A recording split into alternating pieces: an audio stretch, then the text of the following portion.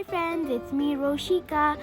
Today we're gonna make slime. So let's get started. First take a bowl and add some liquid glue.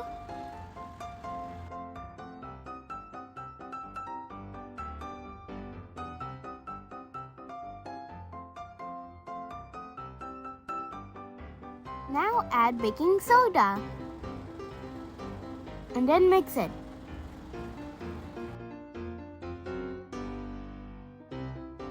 Now add 5 drops of lens solution and mix it properly. Now add fabric paint, or you can also add food colors.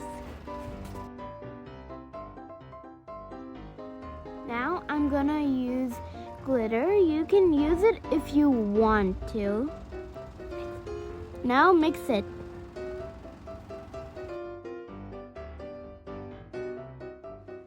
Ta-da! It's almost done.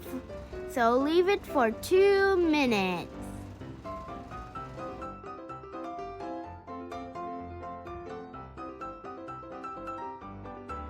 Let's check it out. Whoa! It's so cool. I made slime. Let me try this.